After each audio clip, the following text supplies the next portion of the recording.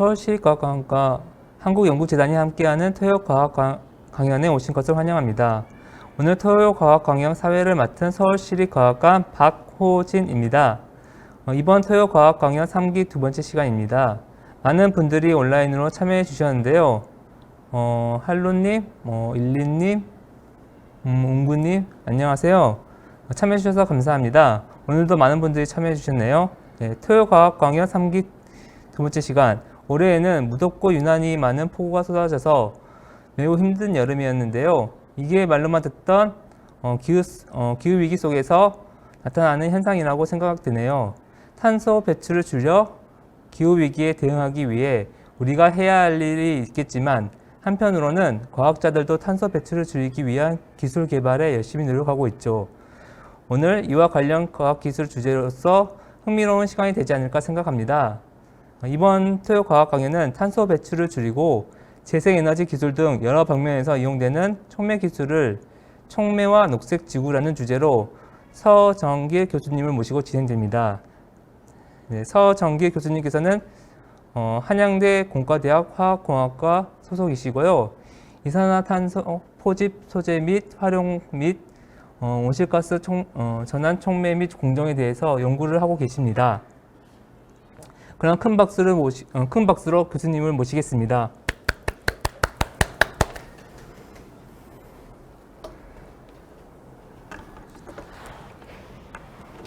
네. 교수님 인사 부탁드리겠습니다. 네네. 반갑습니다. 오늘 강연을 하게 된 한양대학교 화학공학과 서정길 교수입니다. 네, 강연이 진행되는 중에도 저희가 채팅창을 통해 여러분의 반응과 궁금증을 확인할 수 있으니 반응이나 질문 등 적극적인 참여 부탁드리겠습니다. 그럼 강연 시작하겠습니다. 네. 네, 소개시켜 주신 것처럼 저는 오늘 촉매와 녹색 지구라는 주제로 강연을 드리고자 하는데요. 사실 제목은 굉장히 조금 그 범위가 광범위한데 조금 제가 말씀드리고 싶은 내용을 간략하게 소개를 드리자면 일단 기후 위기 그리고 기후 변화 같은 것들을 극복하기 위한 여러 가지 시도들이 있는데요. 그 중에서 저는 촉매공학자이기 때문에 촉매공학적으로 어떠한 기술적인 난관을 극복하고 있는지 그리고 앞으로 어떤 기술들이 더 개발이 되어야 되는지 그런 부분에 대해서 설명을 드리고자 하는데 아마 많은 분들이 촉매라고 하는 것에 굉장히 친숙하지는 않을 것 같아가지고 촉매에 관한 기본적인 개념과 몇몇 가지 사례를 중심으로 좀 쉽게 설명을 드리고자 합니다. 일단 저는 소개를 해주셨지만 다시 한 번 더 제 소개를 드리면 저는 이제 촉매 관련해서 서울대학교 화학생물공학부에서 박사학위를 받았고요. 그리고 박사학위 받고 난 다음에는 삼성전자 그리고 명지대학교 그리고 일본에 있는 와세다 대학교를 거쳐가지고 2020년부터 현재까지 한양대학교 화학공학과의 교수로 근무하고 있는데요. 말씀드린 것처럼 저는 기본적으로 촉매공학을 전공하는 사람이고 촉매공학 이후에 반응공학까지 그런 학문을 다루고 있고 여기 보시는 저희 연구원들 현재 한 16명 정도 있는데 연구원들과 함께 활발하게 학술 및 연구 활동을 진행하고 있습니다. 그리고 제 연구 분야는 오늘 주제와 거의 유사한데요. 그러니까 온실가스 중에 대표적인 이산화탄소를 포집하는 기술, 그러니까 소재와 공정 기술, 그리고 이산화탄소를 활용하는 전환 소재, 이게 곧 촉매거든요. 촉매와 공정의 기술을 제가 연구를 하고 있고, 그리고 또한 대체 에너지 그리고 대안 에너지로 주목받고 있는 바이오매스나 혹은 폐플라스틱으로부터 유용한 연료나 화학 물질들을 생산하는 그런 촉매 그리고 공정에 관해서 연구를 하고 있습니다. 그리고 이 마지막으로는 이제 좀 학술적으로 이러한 다양한 촉매와 반응이 어떻게 실제로 일어나는지를 실시간으로 분석하는 기법들이 있는데 그런 것들을 조금 심도 있게 연구를 하고 있습니다. 자, 그럼 이제 오늘 메인 주제로 들어가 보도록 하겠습니다. 사실 기후 위기 그리고 기후 변화에 관해서는 여러분들 여러 가지 경로를 통해 가지고 많이 그 원인이나 그 해결법 같은 것들을 많이 접해 보셨을 것으로 생각합니다. 사실 이런 기후 위기에 관해서 저희가 논의를 했던 것은 사실 그렇게 오래되지는 않았어요.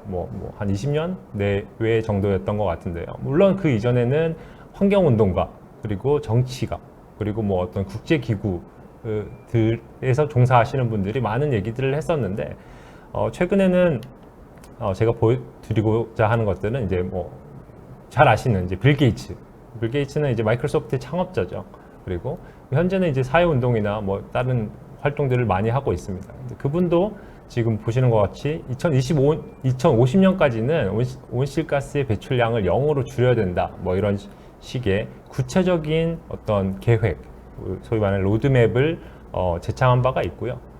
그리고 이제 여러분들도 너무 잘 아시는 그 테슬라의 창업자이자 CEO인 일론 머스크 같은 경우에도 뭐 물론 지금 여기 발표 자료에 나와 있는 것처럼 뭐 비트코인이나 가상화폐에 관해서 여러 가지 입장을 바꾼 적이 있긴 합니다만, 기본적으로는 테슬라 그리고 전기 자동차라는 것이 화석 연료 기반의 어떤 자동차에서 친환경적인 자동차로 넘어가는 데 있어서 아주 중요한 그런 교두보 역할을 하게 될 것이다 하는 그런 이념을 가지고 비즈니스를 하고 있거든요.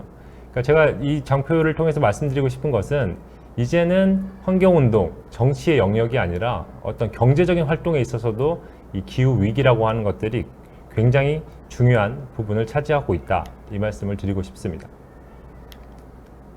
네, 그러면 사실 기후 변화의 원인은 무엇인가 라고 했을 때 제가 정확하게 뭐 학자 그리고 공학자 입장으로서 설명을 드리자고 하면, 사실 여러 가지 아직 논란이 있기는 해요. 뭐 들어보신 것처럼 뭐 빙하기, 그리고 뭐 해빙기, 그 사이에 있는 뭐 간빙기, 지금 우리가 살고 있는 이때가 간빙기가 아니냐, 아주 굉장히 자연스러운 어떤 주기 안에 살고 있기 때문에 이런 것은 사실 인간의 인위적인 활동과는 관계가 없다는 얘기들도 있고요.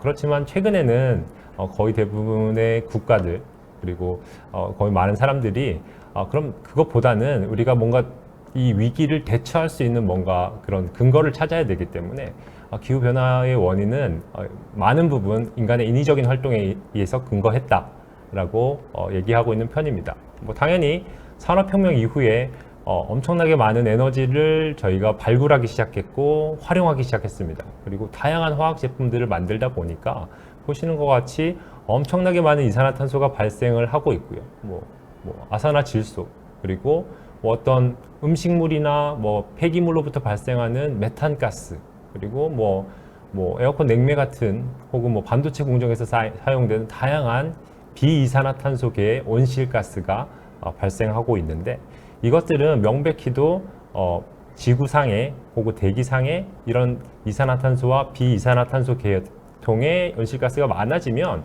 그 온실가스 효과로 인해서 지표면의 온도를 상승시키는 것으로 알려져 있기 때문에, 이것들을 어떻게 해결할 수 있느냐 하는 것들이 우리 기술적인 관심사가 되겠습니다.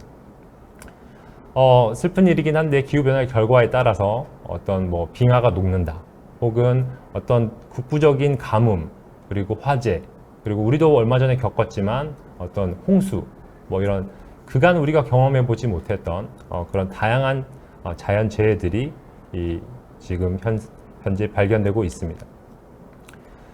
자, 그러면 이제 우리가 이런 기후변화라고 하는 것에 살고 있는데, 그런 시대에 살고 있는데, 이것들을 어떻게 해결할 거냐? 일단은 거의 대부분의 국가 사람들이 어느 정도 의견의 일치를 본 것들이 바로 탄소 중립을 달성을 해야 되겠다는 것이고요. 이 탄소 중립의 주요한 내용 자체는 사실 이산화탄소는 뭐 산업혁명 이전에도 있었고요. 항상 태초부터 있었을 수도 있어요. 그만큼 어떤 일정 부분 이산화탄소는 항상 대기 중에 있었는데, 자연이라고 하는 것은 어떤 항상 균형을 이루고 있기 때문에 일정 부분 대기 중에 이산화탄소의 농도는 유지될 수밖에 없었어요. 그렇지만 인간의 인위적인 활동에 인해서 CO2, 이산화탄소가 굉장히 농도가 높아지고 있는 거죠. 사실 자연은 이산화탄소를 처리할 수 있는 능력이 있어요. 예를 들면 바다에 이산화탄소가 녹아 들어가거나, 혹은 산림, 나무가 광합성을 해서 이산화탄소를 산소로 바꿔버리거나, 뭐 이런 활동들을 하고 있었는데, 인간의 활동들이 그 규모가 너무 크다 보니까 이 균형이 깨뜨려져 버린 거죠. 그래서 우리는 이 균형을 다시 회복시키자 해서 실질적인 이산화탄소 배출량을 0으로 만들자 하는 것이 넷 제로, 탄소 중립이 되겠고, 거기에 핵심적인 기술이 이산화탄소를 포집하고 전환하는, 소위 말해서 CCUS라는 기술이 되겠습니다. 자, 이건 이제 제가 정부 어떤 자료를 가지고 온 것인데요. 탄소 중립이라고 하는 건 사실 뭐 제가 CCUS다라고 말씀을 드리긴 했습니다만은 굉장히 일상적인 내용이 될 수도 있고요. 그리고 굉장히 거대한 담론이 될 수도 있습니다. 예컨대 여러분들이 에너지를 좀 적게 쓰고요. 그리고 뭐 종이 같은 것도 좀 적게 쓰고, 그리고 일회용기도 좀 적게 쓰고, 뭐 이런 좀 에너지 절약, 환경을 고려한 그런 행동을 하신다라고 하면 일정 부분 탄소 중립에 크게 기여할 수 있는 것은 사실입니다. 그렇지만 우리가 현재 너무나도 편리하게 살고 있는데 그것들을 다 내려놓고 탄소 중립을 달성하기 위해 노력해야 된다, 이렇게 캠페인만 한다라고 하면 우리가 앞으로 더 어떤 발전된 그런 인류의 삶 같은 것들을 기대할 수 없기 때문에 이것만으로는 부족하고 기술적인 해법을 찾아야 되겠다는 것이 저희의 생각입니다. 일단 탄소 중립을 달성하기 위한 기술적인 요소들도 상당히 많아요. 그러니까 지금 제가 말씀드리고자 하는 촉매 이외에도 다양한 그런 기술들이 존재하는데, 저는 오늘은 그 중에서도 촉매에 관한 얘기로 여러분께 간략하게 소개를 드리고자 합니다. 자, 촉매란 사실 여러분도 한번 들어보셨을 수도 있는데, 아주 간단한 정의는 반응을 하는 데 있어서, 어떤 화학적인 반응을 하는 데 있어서 본인은 그대로 있고 어떤 화학적인 반응만 촉진을 시키는 그런 물질을 모두 다 촉매라고 부릅니다. 이것의 어원은 사실 여기는 그리스어 카탈리오라는 매듭을 풀다 하는 그리스어에서 유래했는데요. 본격적으로는 1836년에 스웨덴의 화학자 버젤리우스라고 하는 사람이 처음으로 이 촉매라는 용어를 사용하기 시작했습니다. 여러 가지 촉매가 있긴 하지만 기본적으로는 저기 밑에 보시는 이 간략한 애니메이션과 같이 작동을 하게 돼요. 여기 빨간색의 삼각형이 촉매라고 생각하시면 되겠고요. 반응물, 뭐 어떤 반응물이든 상관없습니다. 기체일 수도 있고 이산화탄소나 메탄 같은 기체일 수도 있고 액체일 수도 있고요. 고체일 수도 있습니다. 이것들이 촉매 쪽에다가 가까워집니다. 그 다음이 표면에서 어떠한 반응, 화학 반응이 일어나는 거고요. 최종적으로는 이 화학 반응이 끝난 새로운 생성물이 촉매로부터 멀어집니다. 그러면 촉매는 아까 정의한 것처럼 원래 상태로 다시 돌아오게 되는 거죠. 이런 기본적인 작동 원리를 이해하시면 좋겠고, 사실 좀 더 화학적으로 혹은 물리화학적으로 설명을 드리고자 하면 이 어떤 화학 반응이라고 하는 건 항상 활성화 에너지라는 게 있어요. 그러니까 그 활성화 에너지라고 하는 거는 어떤 지금 여기 하단에 있는 애니메이션과 같이 일종의 산이라고 생각하시면 될 것 같아요. 여러분들이 반응물 왼쪽 편에서 여기 최종 생성물 쪽으로 가고 싶어요. 이게 이제 화학 반응이라고 생각하시면 되고, 촉매가 없을 때는 이 빨간색 자동차가 간 것처럼 이 고개, 산을 넘어가야 돼요. 중간에 산을 넘어가다가 동력이 부족하면 다시 미끄러지겠죠. 그렇지만 어떤 충분한 동력이 있었어요. 그러면 이 산을 아주 스무스하게 넘어갈 수가 있겠죠. 네, 그런 이제 확률적인 부분도 있긴 있어요. 네, 그렇지만 만약에 우리가 터널을 뚫었어요. 그러면 굳이 이렇게 산을 올라가지 않아도 되죠. 터널을 통해서 아주 안전하고 빠르게 지나갈 수가 있기 때문에 이런 경우에는 촉매에 의해서 활성화 에너지가 낮춰졌다라고 이해를 하시면 되겠습니다. 전반적으로 촉매는 속도와 관계되어 있는 그런 물질이라고 생각하시면 되겠고요.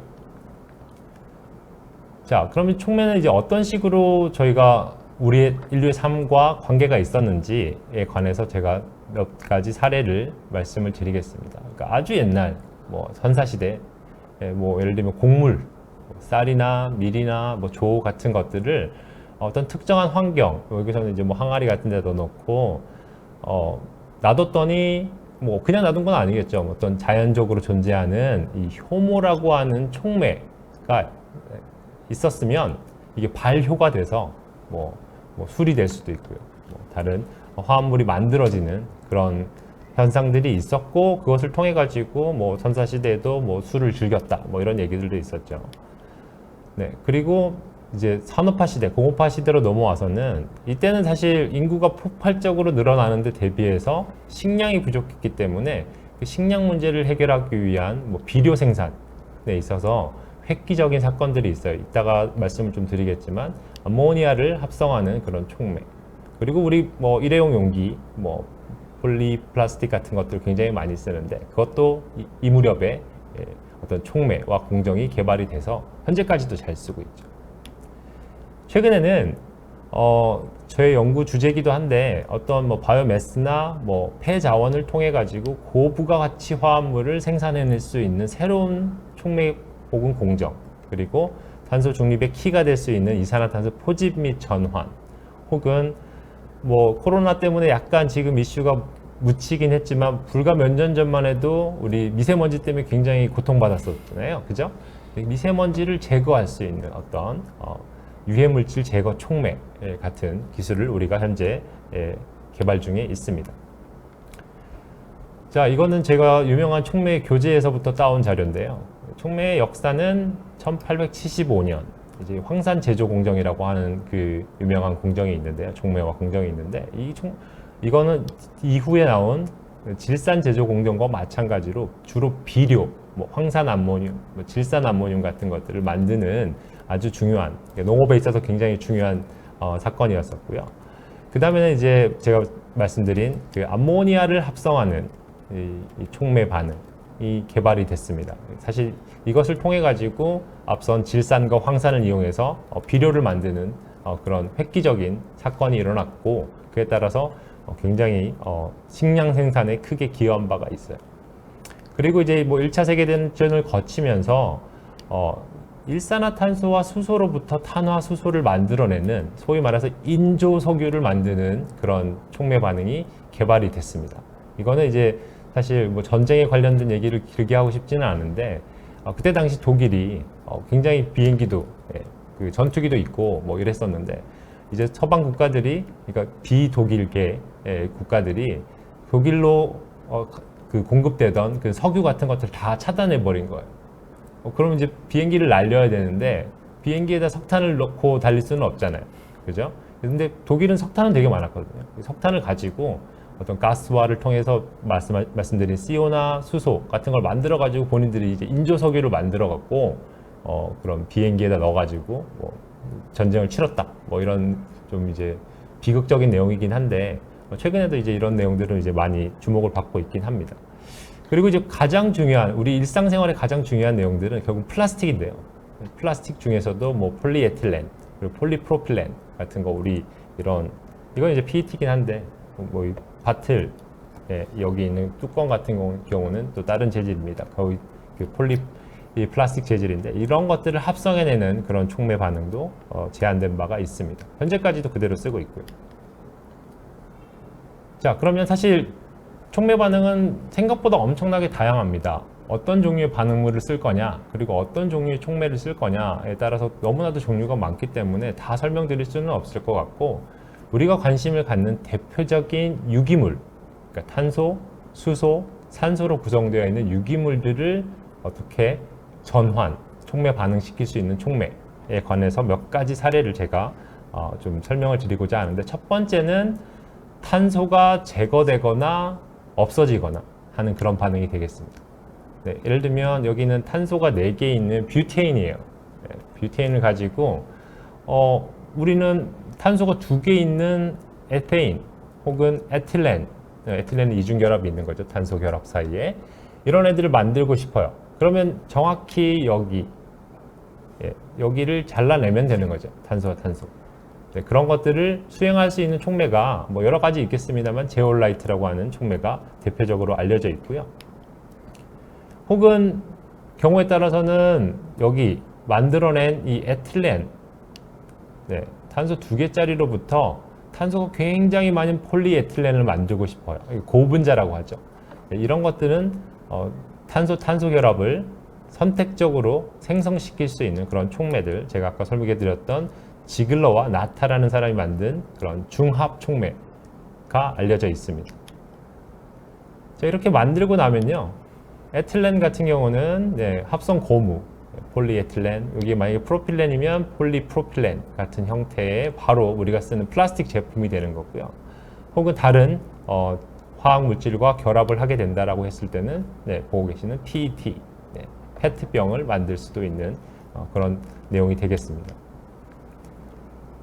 두 번째는 이제 탄소 다음으로 뭐 수소가 사실 제일 많을 수도 있는데 뭐 탄소, 수소 거의 대부분 그렇게 구성이 되어 있을 겁니다. 예를 들면 석유나 뭐 어떤 천연 자원들은 대부분 탄소, 수소, 산소 뭐 이렇게 구성이 되어 있는데 수소를 떼내거나 붙이는 것, 이것은 사실 뭐 공업적인 의미는 굉장히 큽니다.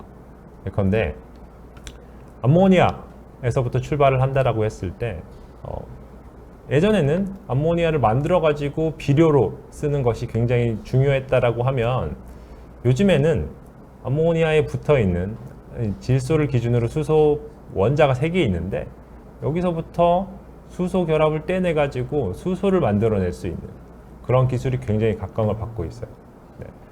이런 반응을 CH 결합을 선택적으로 제거할 수 있는 그런 뭐 니켈계 촉매 같은 것들이 보고되고 있고 경우에 따라서는 탄소, 수소 결합을 다시 만들어내는 그런 반응도 알려져 있습니다. 여기서 예를 들면 이 아로마틱 방향족이죠.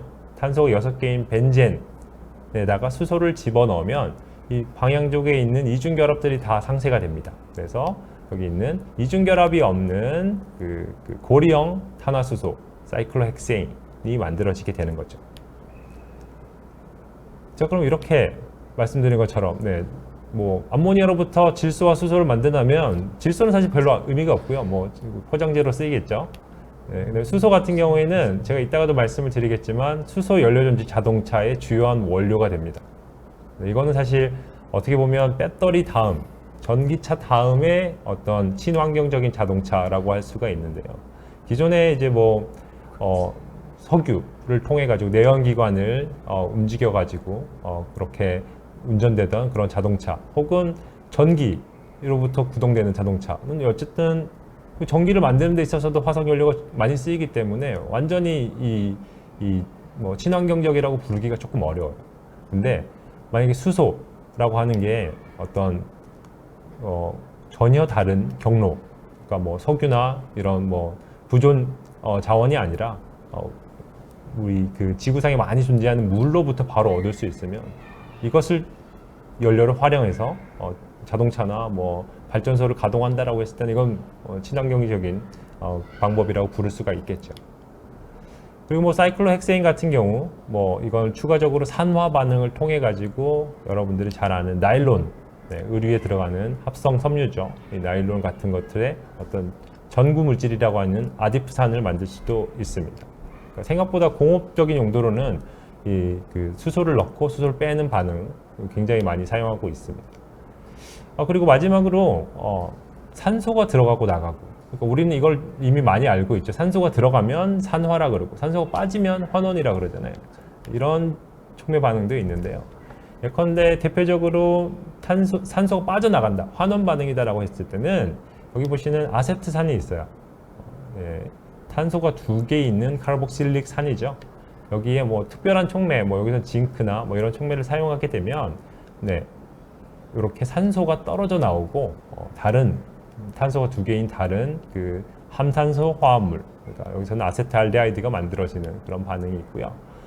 혹은 산화되는 반응도 있어요. 그러니까 뭐 여기 메테인, 그 메탄가스죠. 메탄가스를 산소와 같이 고온에서 반응, 촉매와 함께 뭐 니켈 같은 촉매와 반응을 하게 되면 불완전 연소에 의해서 일산화탄소가 나오고 그리고 수소가 같이 나오는 그런 선택적인 산소, 탄소 결합의 제거 혹은 생성 반응도 촉매가 매개할 수 있는 것으로 알려져 있고요. 뭐 이런 것들은 사실 뭐 그냥 이건 재미로 넣었는데요. 뭐 아세트알데하이드 같은 경우에는 뭐 여러 가지 뭐 예를 들면 뭐 여러분들 술을 마시는 사람도 있겠죠. 그래서 여기서 간에서 어떤 대사작용을 하게 되면 그 부산물로 나오는 게 이제 아세트알데하이드인데 뭐 그런 물질을 뭐 우리 몸에는 좋지는 않아요. 그렇지만 이 아세트알데하이드 같은 경우에도 굉장히 산업적으로는 중요한 그런 화학 물질이라고 말씀드릴 수가 있겠고요. 그리고 뭐 여기 있는 일산화탄소도 마찬가지로 아마 지금 시청하고 계신 분들은 예전 세대는 아니실 것 같아요. 뭐 연탄 불로 이렇게 난방을 하고 뭐 그때는 이제 불완전 연소에 의해서 뭐 일산화탄소가 나오고 자고 있는 사이에 뭐 중독이 일어나고 뭐 이런 얘기들이 있었는데 그러니까 일산화탄소는 어쨌든 뭐 그냥 여러분들이 대기 중에 있다라고 하면 별로 좋지는 않아요. 네, 유독가스예요. 그렇지만 일산화탄소는 산업에 있어서는 다양한 화학 물질을 만드는 데 있어서 아주 중요한 기본적인 그런 빌딩 블록이라고 생각하시면 되겠습니다. 네, 이제부터는 대표적인 촉매 반응의 유형들, 네, 탄소, 수소, 산소가 제거되거나 생성되는 그런 촉매 반응 중에 몇 가지 재미난 사례 중심으로 설명을 드릴 건데요. 첫 번째는 이제 암모니아 합성과 분해입니다. 이건 앞서 제가 이제 역사와 사례를 통해서 조금 설명을 드렸었는데 다시 한번 또 자세히 한번 보겠습니다. 기본적인 화학 반응식은 아주 간단합니다. 질소 하나와 수소 3개를 반응시키면 물론 뭐 700도, 800도 한 뭐 20기압 정도의 아주 가혹한 환경에서 반응을 하게 되면 두 몰의 2개의 암모니아가 만들어지는 것이고요. 분해 반응은 마찬가지 이 반응의 바로 역반응이 되겠죠. 암모니아로부터 수소와 질소가 나오는 그런 반응이 되겠습니다. 이건 제가 앞서도 잠깐 설명을 드렸었는데 20세기 초에 멜서스 이론이라는 게 되게 유명했었어요. 그러니까 인구는 기하급수적으로 느는데 그러니까 산업혁명에 의해서 식량은 산술급수적으로 늘어난다. 그래서 너무 좀 어떻게 할까요? 그러니까 인구 대비 식량의 그런 공급이 매우 적다는 얘기죠. 그래서 이거를 어떻게 극복할 것이냐 이런 것들이 당시에는 큰 화두였었는데요. 뭐 여러 가지 방법을 통해 가지고 이제 암모니아를 합성하겠다는 전략들이 있었는데 여기 계신 3명의 과학자와 공학자, 그러니까 여기 두 분은 이제 하버라는 분과 보쉬라는 분은 노벨상을 수상하셨어요. 이 미테시라는 분은 이제 그 공정을 완성하신 분이고요. 이 고온고압 분위기에서 이것도 굉장히 우연히, 그러니까 독일에 철광석이 굉장히 많은데 이 세 분 다 독일 사람이거든요. 철광석이 굉장히 많은데 거기에 거기서 몇몇 가지 성분들을 추출해 가지고 반응에 써봤더니 이걸 쓰지 않았을 때보다는 성능이 너무 좋았던 거예요. 네. 그때는 이제 정확하게 알지는 못했었는데 나중에 사람들이 보니까 여기 산화 알루미늄과 산화 포타슘 같은 이 촉매적으로 중요한 성분들이 있었던 거예요. 네. 거기서부터 유래해가지고 현재는 보시는 뭐 루테늄, 코발트, 몰리브데눔 뭐 이런 그 다양한 조합과 금속을 통해 가지고 동일한 반응을 통해서 암모니아를 합성을 하고 있습니다. 현재도 뭐 비슷한 공정이라고 생각하시면 되겠고요. 합성하는 것도 매우 중요한 문제였었는데 이제 21세기 그리고 현재 시점에 있어서는 암모니아를 생산하는 것 자체는 뭐 노벨상 받은 분들의 공로에 의해서 이미 다 알려져 있고 어떤 몇몇 나라를 중심으로 여전히 많이 생산을 하고 있어요. 근데 우리가 다시 이것을 관심을 갖게 된 것은 말씀드린 것처럼 수소가 친환경 연료로 주목을 받기 시작하기 때문인데요. 수소 연료전지 같은 경우는 제가 뭐 완전히 자세하게 설명드릴 필요는 없을 것 같은데 기본적으로 수소와 산소를 서로 다른 전극 쪽에다 공급을 하게 되면 여기서부터 전류가 생성이 되는 그런 원리라고 생각을 하시면 됩니다. 결과적으로는 우리가 수소와 산소를 소모하고 얻을 수 있는 것은 전류, 전기와 최종적으로 물입니다. 굉장히 친환경적인 방식이 되겠죠. 근데 여기 들어간 이 전극이라고 하는 것도 우리는 이제 전기화학 촉매라고 하는데 기본적으로는 지금 얘기하고 있는 촉매와 동일한 그런 물질이라고 생각하시면 되겠습니다. 자, 뭐 물론 수소라고 하는 것을 뭐 우리가 활용하기 위해서는 일단 수소를 만드는 것도 중요하긴 한데 뭐 수송을 하는 것도 굉장히 중요하거든요. 수소라고 하는 거는 근데 다른 뭐 우리가 많이 들어본 액화질소 혹은 뭐 LNG, 그러니까 Liquefied Natural Gas 같은 형태처럼 쉽게 액화가 잘 되지 않아요. 액화가 된다고 해도 볼륨이 굉장히 크고요. 그리고 기체 상태로 그대로 옮긴다고 하는 것도 사실상 거의 불가능에 가까워요. 현재 기술에서는. 그래서 어떻게 화학적으로 수소를 잘 운송할 수 있을까 하는 것들이 요즘에 과학계의 큰 화두고요. 그 중에 대표적으로 관심을 받고 있는 게 이 암모니아입니다. 왜냐? 이 암모니아는 질소 하나만 빼고는 다 수소잖아요. 그죠? 그리고 질소라고 하는 것은 그대로 자연 대기 중에 방출이 되더라도 큰 문제를 일으키지는 않는 거죠. 그래서 수소를 생산, 저장, 활용하기 위한 그런 플랫폼 기술로서 암모니아 생산, 암모니아 분해가 굉장히 큰 주목을 받고 있습니다. 또 우리나라의 미래 기술 전략에 다 포함되어 있는 것이고요. 현재는 니켈, 루테늄, 코발트, 몰리브데늄 같은 금속 촉매를 이용해 가지고 보다 저온에서 효과적으로 암모니아를 분해해서 수소를 생산하는 그런 기술들이 연구되고 있습니다. 자, 다음은 사실 제가 오늘 강연에서 가장 강조드리고 싶은 부분인데요. 왜냐하면 탄소 중립을 달성하는 데 있어서 가장 중요한 것이 이산화탄소 포집 및 전환 기술이기 때문입니다. 자, 사실 포집 및 전환 기술이라고 하는 것은 뭐 굉장히 다양해요. 굉장히 다양하고 지금 현재 바로 적용할 수 있는 기술도 있고요. 현재 기술로는 절대 적용할 수 없는 기술도 있습니다. 자, 현재 상황은 2022년 기준으로 대기 중에 평균 저기 하와이 어딘가에서 측정하는 그 곳이 있어요. 거기서 매년 측정을 하는데 현재는 421 ppm까지 올랐어요.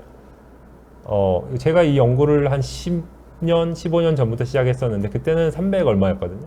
계속 늘어나고 있는 추세입니다. 근데 산업혁명 이전과 비교하면 현격하게 차이가 있죠. 그래서 뭐 아까 빌 게이츠 얘기도 있었지만 정부들, 우리나라 같은 경우는 뭐 2050년까지 탄소 중립, 넷 제로를 달성하되 그것을 통해 가지고 뭐 지표면의 온도 상승률을 1.5도씨 이하로 가져가겠다라고 하고 좀 더 이렇게 파격적인 목표치를 제시한 바 있는데요. 자, 그럼 이제 어떻게 하겠냐? 이 CO2, 이산화탄소에 따라서 온실 효과, 해수면 상승, 기후 변화 이런 것들은 이미 다 우리가 경험하고 있는 거고요. 이것들을 극복하려면 이제 CCUS 기술을 저희가 개발하고 바로 적용을 해야 되는데 사실 현재까지 굉장히 많이 연구되고 있는 부분들은 거의 대부분 이산화탄소를 어떤 방식으로든지 포집을 하고 그걸 지상이나 그리고 혹은 해양에 그대로 가둬놓는, 그건 뭐 예전에는 CCS라고 많이 불렀어요. 카본 캡처 앤 시퀘스트레이션에서 어떻게 좀 우리가 지금은 모르겠는데 어쨌든 대기 중에만 방출이 안 되면 되니까 지표면 같은 데 가둬놓겠다는 그런 개념이었었는데 그것들은 현재는 진행 중이긴 해요. 그러니까 대규모 어떤 그런 데모 사업들이 진행되고 있는데 우리나라 같은 경우는 그걸 하기가 좀 용이하지는 않아요. 지표면에 넣을 때도 별로 없고 그리고 뭐 우리 삼면에 둘러싸이긴 하지만 뭐 동해나 뭐 이런 데도 좀 제한적이란 말이죠. 이산화탄소를 가둬놓을 수 있는 그런 안정성을 보장하기가 힘들기 때문에 좀 더 이제 다음 세대 기술이라고 할 수 있는 화학적인 전환 기술을 많이 연구를 하고 있습니다. 이건 이제 제가 제 주로 연구 발표할 때 많이 보여드리는 내용인데 이산화탄소는 그런 어떤 사람의 인위적인 활동을 하는 공간 모든 공간에서 다 발생을 합니다. 사람도 마찬가지예요. 예컨대 KTX나 SRT 혹은 여러분들 뭐 지하철 같은 데서도 항상 환기가 되고 있는 것은 아니에요. 어떤 뭐 만약에 문을 열어놓고 지하철을 운행한다 그러면 너무 시끄러울 거예요. 그래서 주기적으로 그 창문을 열었다 닫았다 이렇게 환기를 하거든요. 근데 만약에 뭐 여러분들 터널 같은 데를 지나가고 있어요. 그러면 환기를 안 해요. 쭉 가야 되는데 그때는 최고 3000 ppm 정도까지 올라갈 수 있어요. 제가 이전에 400 ppm이라고 그랬잖아요. 대기 중에. 이 정도까지 가면 이제 두통이나 뭐 구토나 뭐 이런 어쨌든 생리적인 변화가 생겨요. 뭐 이런 환경도 있고요. 좀 더 극단적인 사례는 이 화력 발전소 같은 경우 우리가 이제 한동안 이제 원자력 발전을 조금 줄인다라고 했을 때는 화력 발전을 더 많이 할 수밖에 없는 거거든요. 전체적인 에너지량은 우리가 유지를 해야 되기 때문에 이런 데서는 약 40% 그러니까 100개 중에 40개는 이산화탄소라는 얘기예요. 거의 대부분 나머지는 이제 질소가 되겠죠. 그리고 고온에서 이렇게 발생을 하게 되고요. 우리나라는 없지만 천연가스 천연가스를 또 시추하는 데서 보면 한 15% 정도예요. 이산화탄소가 발생을 하고, 우리나라에 많은 그런, 여기는 이제 NCC라고 하는 이제 그 석유화학 산업 공정인데, 이런 데서도 굉장히 많은 이산화탄소가 발생을 하고 있어요.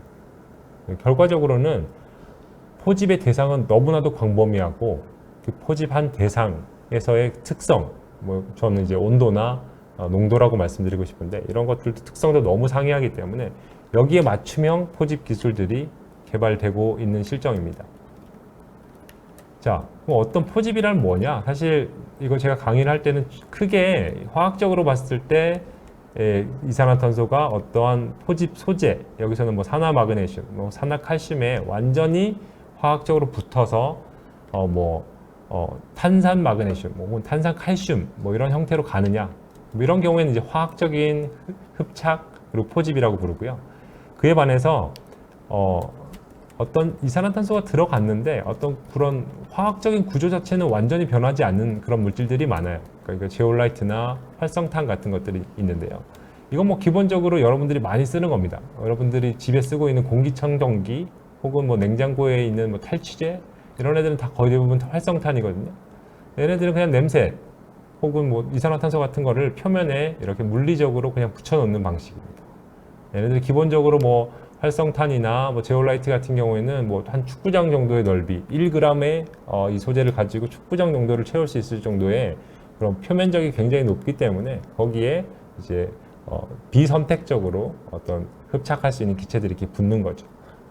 이 두 가지를 보여드리는 이유는 어떤 환경에 이산화탄소를 포집할 거냐에 따라서 취사 선택을 해야 된다는 거예요. 뭐 예를 들면 현재도 뭐 코레일 같은 데서 사용하고 있는 기술이 뭐냐면, 뭐 KTX 같은 경우는 이제 이런 활성탄 같은 필터를 붙여놨어요. 그러면 환기를 하지 않을 때는 이산화탄소가 많이 발생하니까 얘네들이 이산화탄소를 흡착을 합니다. 그리고 뭐 다시 터널 구간을 지나왔어요.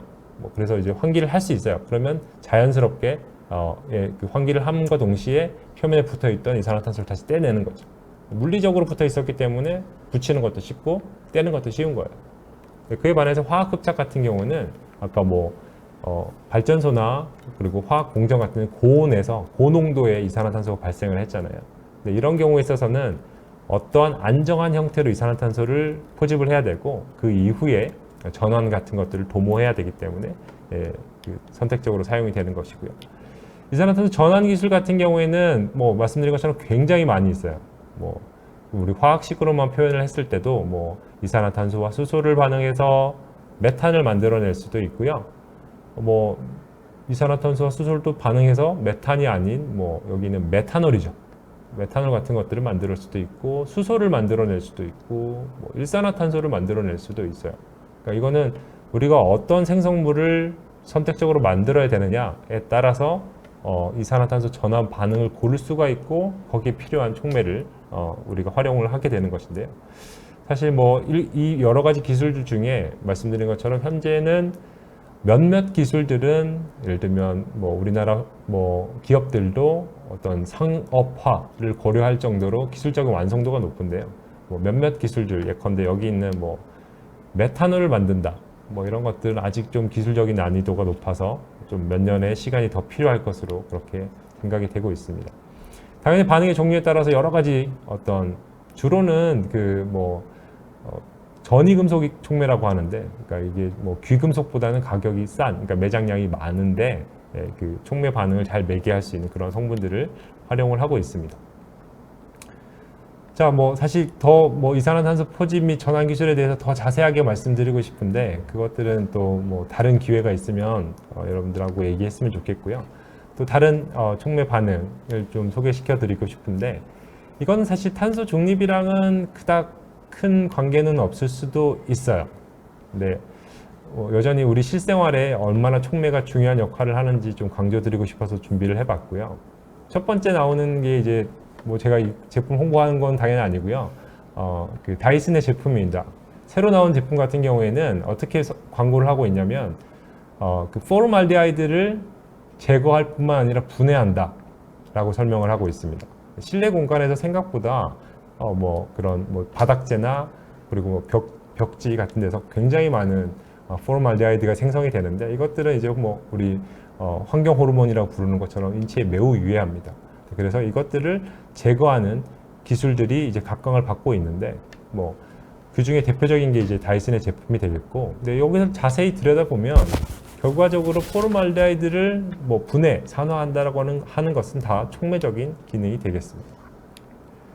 뭐 사실 그 휘발성 유기화합물이라고 부르는 것들은 종류가 굉장히 많은데, 뭐 우리가 뭐 예를 들면 뭐 새집 증후군을 뭐 유발한다, 뭐 이런 건 사실 뭐 반드시 포름알데하이드만 있는 것은 아니고요. 뭐 여기 보시는 것처럼 뭐 암모니아나 아세트알데하이드, 벤젠 뭐 이런 어쨌든 비교적 쉽게 휘발할 수 있어서 우리 호흡기에 영향을 미칠 수 있는 모든 것들을 휘발성 유기화합물이라고 부르는데, 뭐 공업적으로는 이게 유용할 수도 있지만 어쨌든 우리 실생활에서는 얘네들은 최대한 억제돼야 되는 거죠. 뭐 마치 경우에 따라서는 죄송합니다. 이러한 휘발성 유기화합물들이 미세먼지를 만들어내기도 해요. 그래서 적극적으로 우리가 좀 얘네들을 없애는 기술들을 연구를 하고 있는 것이고요. 뭐 벤젠, 뭐 손소독제에서도 뭐 메탄올이나 에탄올 같은 거 나오겠고요. 건축 자재 뭐 이런 데서부터 혹은 매니큐어에서 나오는 그런 휘발성 유기화합물 다 제거를 해야 되는데 여러 가지 촉매 기술도 있어요. 공정도 있고요. 뭐 그냥 단순한 방법은 산소를 공급해주면서 고온에서 이렇게 태워버리면 돼요. 태워버리면 되고요.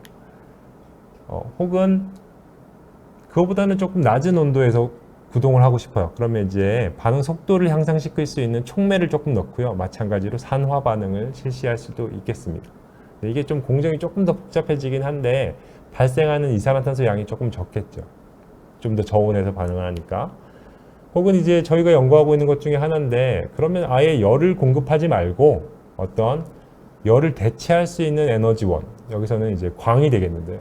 광을 조사해서 뭐 가시광이건 자외선에 감응하는 그런 촉매, 우리가 그걸 광촉매라고 부르는데, 걔네들에 의해서 어떤 VOC들을 산화시키는 그런 그 반응 기작도 알려져 있고, 이런 것들을 통해 가지고 뭐 결과적으로는 다 똑같아요. 이 VOC와 산소를 넣되 마지막으로는 이산화탄소와 물만 나오는 것이긴 한데, 얼마나 좀 더 친환경적인 방법으로 좀 더 효율적으로 제거할 수 있겠느냐, 이게 중요한 키가 되겠죠. 그리고 이제 수전의 촉매에 관해서도 조금 얘기를 드리고 싶은데, 이거는 아까 그 연료전지, 수소를 활용해서 뭐 전류를 얻는, 전기를 얻는 그런 반응에 대해서 말씀을 드렸었는데, 이건 어떻게 보면 그 연료전지의 바로 그 역반응이라고 생각하시면 돼요. 그러니까 물을 통해서 물로부터 수소와 산소를 바로 얻어내는 것인데, 이것들은 당연히 뭐 물은 그 양이 굉장히 많죠. 거기서부터 산소와 수소만 나오기 때문에 굉장히 친환경적인 방식이라고 할 수 있는데요. 이걸 가지고 뭐 수소가 나오면 뭐 수소 전기차에 활용하거나 수소 발전에 활용할 수 있습니다. 이렇게 생겼어요. 아까는 전극 쪽에다가 수소와 산소를 각각 공급하면 연료전지가 구동을 한다고 말씀을 드렸었는데, 여기서는 이제 물을 채워 넣고요. 전극을 2개를 꽂습니다. 그리고 일정 부분 에너지를 줘야 될 거 아니에요. 물이 안정하니까. 전압을 이제는 가하게 되면 이제 여기서는 산소가 튀어나오고 이쪽에서는 수소가 튀어나오고, 산소극, 수소극 이렇게 나뉘게 되는데, 이것도 마찬가지로 다 촉매예요. 촉매가 없이는 이런 분해 반응도 일어나지 않습니다. 뭐 이거는 제가 아까 설명드렸던 수전회, 그러니까 물로부터 수소를 만들어내는 거에 역반응인 연료전지 반응이 되겠고요. 여기서는 거의 대부분 굉장히 비싼 귀금속 촉매를 사용을 합니다. 그런 촉매를 사용하지 않으면 활성이 그렇게 높지가 않아요. 그래서 뭐 산화 루테늄 혹은 백금, 이리디움 이런 애들을 사용하게 되는데, 뭐 당연한 얘기겠지만 우리가 엄청나게 많은 양의 수소를 생산하거나 활용해야 된다고 했을 때는 이런 그 고가의 귀금속은 좀 지양을 해야 되겠죠. 그래서 사실 연구들은 어떤 식으로 진행이 되고 있냐면, 이 귀금속을 대체할 수 있는 어떤 귀금속과 비슷한 구조, 화학적인 구조를 찾아내는 데 집중을 하고 있어요. 여기서는 뭐 전이금속, 아까 뭐 니켈이나 코발트 같은 이런 전이금속은 매장량이 많고 싸다 그랬어요. 이것들이 뭐 디칼코겐 화합물에서 뭐 산소 대신에 뭐 황이 들어가 있거나 뭐 이런 애들을, 혹은 셀레늄이 들어가 있는 이런 애들 구조를 사람들이 많이 연구를 하고 있는데, 상당히 뭐 연구는 많이 되고 있습니다만은 아직까지는 좀 갈 길이 먼 그런 미래 기술에 해당한다고 생각하시면 되겠고요. 바이오 연료, 이것도 이제 일정 부분 CCUS와 더불어 뭐 재생에너지 혹은 대안에너지로 결과적으로는 탄소 중립에 기여할 수 있는 그런 물질이 되겠는데, 이것도 뭐 사실 뭐 우리나라 같은 경우는 이제 뭐 바이오 매스라고 하는, 그러니까 바이오 그런 자원이라고 하는 게 그렇게 많지는 않아요.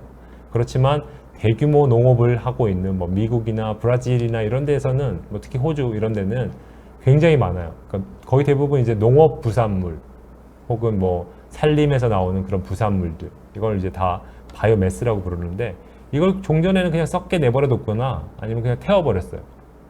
근데 그건 뭐 결국 태워버리거나 썩어서 버리면 뭐 이산화탄소 혹은 메탄밖에 안 나오거든요.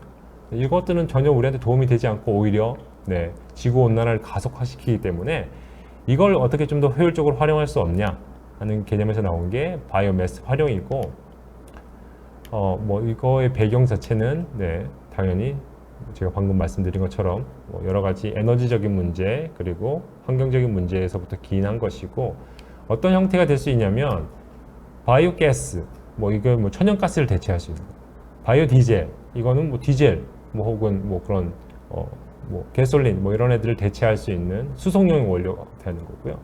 혹은 뭐 알코올 형태가 될 수도 있어요. 뭐 바이오 에탄올 뭐 이런 것들을 많이 들어보셨잖아요. 이런 기술이 되겠고, 바이오 연료는 어떻게 그러면 만들게 되느냐? 뭐 크게 바이오 매스라고 제가 뭉뚱그려서 설명을 했지만 다양한 물질들이 있어요. 뭐 코코넛 같은 오일류가 있고요. 혹은 뭐 전분 작물, 뭐 그 옥수수나 뭐 사탕수수나 뭐 이런 애들이 있는데, 걔네들은 이제 각각의 어떤 특정한 처리 방법들이 있어요. 뭐 혹은 도시형 쓰레기라고 할 수 있는 뭐 유기성 폐기물, 음식물 쓰레기요. 여기서부터 각각의 어떤 전 처리를 거치게 되면 소위 말해서 우리가 촉매 반응을 할 수 있는 그런 상태까지 옵니다.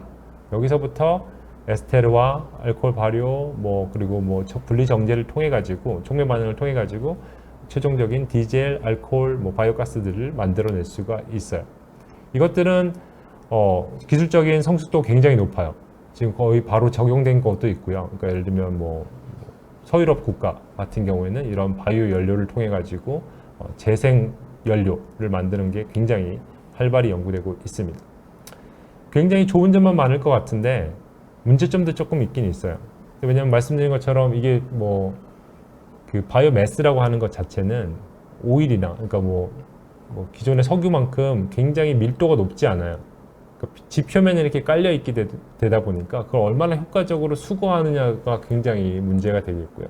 수거해서 수송해서 걔네를 전처리를 하고 촉매 반응을 해야 되는데, 이 일련의 체계가 완성이 되기가 굉장히 어렵다는 거고요. 뭐 그리고 그 각각의 단위 공정에 대한 설비를 뭐 촉매 공정도 포함해서 그 확보해야 된다는 그런 어려움이 아직은 조금 있는 것 같아요. 이제 마지막 슬라이드가 되겠는데요. 마지막 촉매 반응이 되겠는데, 이 촉매 산화 반응이라고 하는 거는 아까 제가 촉매 기능 대표적인 사례를 중심으로 했을 때는 산화 환원 반응 중에 일부가 되겠습니다. 그러니까 어떤 종류의 물질이건 간에 산소와 반응을 하게 되면 산화가 돼서 산화물이 되게 되는데요. 대표적으로는 뭐 메탄 같은 거 촉매 표면에서 산화시켜 가지고 이산화탄소가 나오는 그런 반응들이 있는데, 이거는 뭐 예를 들면 이런 거 있어요. 그 요즘에도 그걸 많이 쓰는지 모르겠는데 천연가스 대중교통 버스 같은 게 있었거든요. 그러니까 이거는 뭐 다른 뭐 디젤이나 주로 디젤로 그 운행을 했었을 텐데, 뭐 천연가스 버스 혹은 천연가스 혹은 뭐 LPG 같은 걸로 구동하는 택시 같은 것들이 많은데, 얘네들이 뭐랄까 연소를 하게 되면 이산화탄소만 나올 것 같은데 실제로는 효율이 그렇게 좋지 않아서 메탄이 들어가고, 뭐 100개의 메탄이 들어갔다 그러면 한 40개의 메탄은 다시 밖으로 나와요. 대기 중으로 노출이 되는 거죠. 이건 사실 천연가스 뭐 이렇게 친환경적이라고 해서 썼는데 실상은 이제 메탄가스가 방출이 되는 거예요. 그런 것들을 해결하기 위해서 몇몇 버스나 자동차에는 후단에 이렇게 여분의 메탄을 완전히 산화시키는 그런 기능들을 탑재하고 있어요. 뭐 몇몇 가지 차에만 적용이 되는 기술이 되겠고요. 뭐 그런 게 아니더라도 뭐 일산화탄소 같은 것들이 문제가 된다. 뭐 일산화탄소 공업적으로 되게 중요하다고 했는데 어떤 이게 뭐 인간에 영향을 미친다라고 했을 때는 완전 산화시키고 아까 뭐 VOC 산화 반응도 말씀드렸습니다. 뭐 그런 것도 있을 수 있고요. 혹은 암모니아 이거는 이제 그 기존 디젤 차량에 그 소위 말해서 낙스라고 하는 질소 산화물이 발생하는데 요거를 없애기 위해서 암모니아를 쓰거든요. 뭐 혹은 암모니아를 포함하고 있는 얼마 전에 대란이 있었던 요소 같은 걸 쓰게 되는데 이게 이제 질소 산화물만 제거하면 좋은데 아까 메탄과 마찬가지로 여분의 암모니아가 또 발생을 해요. 그래서 이제 자동차에서 이제 배기가스로 배출이 되게 되는데 이것도 문제잖아요. 그래서 그거를 해결할 수 있는 이제 암모니아 산화 반응 같은 경우도 몇몇 차량에는 적용이 되어 있습니다. 뭐 당연히 촉매 반응, 산화 반응을 통해 가서는 기본적으로 산화라고 하는 것은 촉매의 도움을 통해 가지고 낮은 온도에서 고효율로 작동할 수 있다는 거고, 뭐 물론 이산화탄소를 발생하긴 하는데 이산화탄소 이외에 다른 오염 물질들은 발생하지 않기 때문에 추후에 이산화탄소 문제만 해결할 수 있다라고 하면 이런 촉매 산화 반응은 굉장히 인간의 삶을 좀 윤택하게 만드는 그런 기술이 될 수 있다는 것이고요.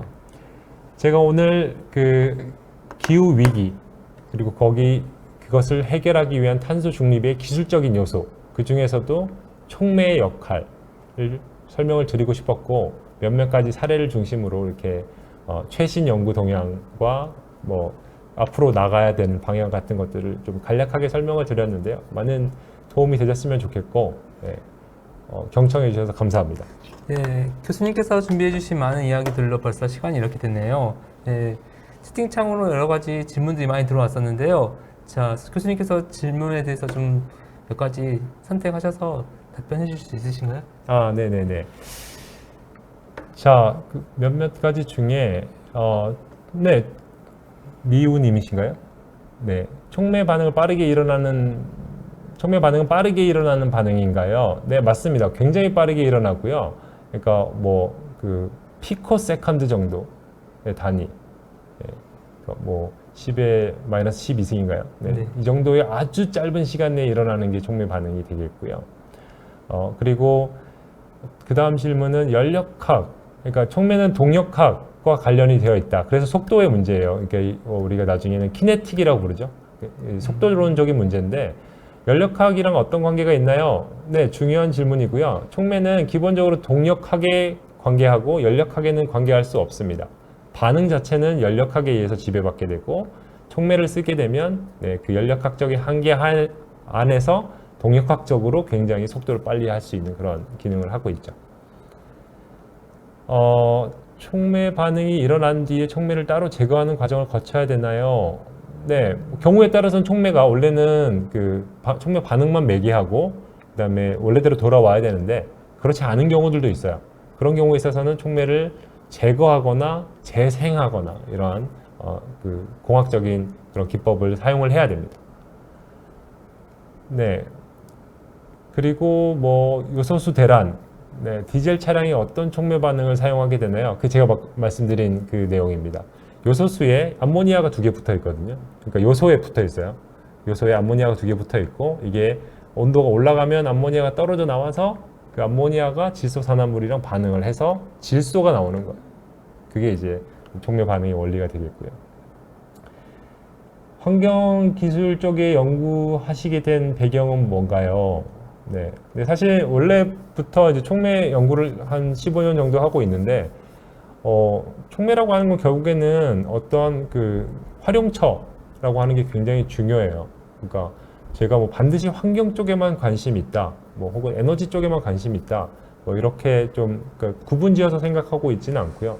요즘에는 환경이 곧 에너지고 에너지가 곧 환경입니다. 제가 봤을 때는. 촉매는 두 가지 그런 이슈를 다 해결할 수 있는 그런 아주 중요한 물질이기 때문에 연구를 계속하고 있는 것이고요. 네. 그 다음에 뭐 공기청정기 같은 경우는 광촉매를 사용하고 있는데 LED색이 변하게 되는 원리가 궁금하다. LED색은 아마 뭐 이렇게 그 공기청정기의 어떤 그 상태를 보여주기 위한 그런 것 같긴 한데, 이 광촉매라고 하는 것 자체도 광을 가시광선이나 혹은 자외선, 뭐 거의 대부분 가시광선 쓰겠죠. 가시광선을 통해 가지고 어떤 뭐랄까 촉매를 활성화시켜서 어떤 목적 산화 반응을 이제 가속화시키는 그런 원리가 되겠는데, 이것도 마찬가지로 어떤 반복적인 사용을 하게 되면 그 촉매 자체가 원래대로 돌아오지 않고, 뭐 예를 들면 조금 뭐 비활성화라고 하나요? 뭐 그렇게 조금 원래 상태와 다른 형태로 갈 수도 있어요. 뭐 그러면 원래 기능을 못 하게 되겠죠.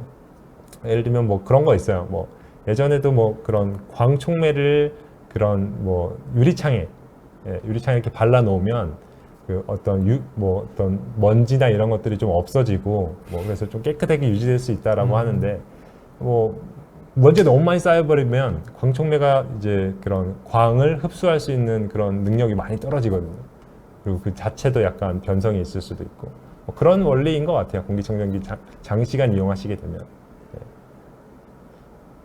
자, 그리고 마지막 질문은 전이금속 촉매. 이거 좀 약간 좀 전문적인 내용이긴 한데, 전이금속이라는 거는 기본적으로 전이라는 게 트랜지션이라는 뜻이고요. 그러니까 뭐 좀 더 이제 정확하게 말씀드리면 전자가 굉장히 많아요. 금속은 기본적으로 전자가 굉장히 많고, 전자들이 있을 수 있는 그런 띠 같은 게, 그러니까 오비탈이라고 하죠. 그것들이 굉장히 많은데, 그 오비탈이 어떤 혼성된 구조 혹은 오비탈이 이렇게 서로 이렇게 뭐랄까 교차하는 지점이나 뭐 이런 그것들이 다양하게 있어요. 그렇다 보니까 전자들이 어디에 가 있느냐, 어느 오비탈에 있느냐에 따라서 활성이 좀 좌우되기도 하는데, 전이금속 같은 경우에는 그런 것들이 지금 촉매 반응의 뭐 흡착이나 뭐 표면 반응 혹은 탈착에 좀 더 좀 긍정적인 역할을 할 수 있는 그런 기능들을 가지고 있는 거죠. 네. 정말 쉬운 질문부터 어려운 질문까지 다양했었는데요. 그만큼 교수님 강연에 너무 집중했지 않았나 싶은데요. 네, 벌써 이제 시간이 이렇게 됐고요. 네, 교수님께서 소개해 주신 촉매 기술들이 산업과 생활에 상용화 및 보급되면서 지구 온난화 등 기후 위기에 큰 역할을 하지 않을까 생각됩니다. 아무튼 오늘 강연 탄소 배출 감소를 위한 촉매 기술 흥미롭고 유익한 내용이었습니다. 네, 다음 9월 3일 토요일 이 시간에 집적 회로는 무엇이고 우리 주변에서 어떻게 쓰일까라는 주제로 다시 찾아뵙겠습니다. 오늘 1시간 동안 보람찬 시간을 만들어주신 서정기 교수님과 더불어 함께하신 태호과학관 강연 시청자분들께 감사의 말씀을 드립니다. 다음 시간에 또 만나요. 감사합니다.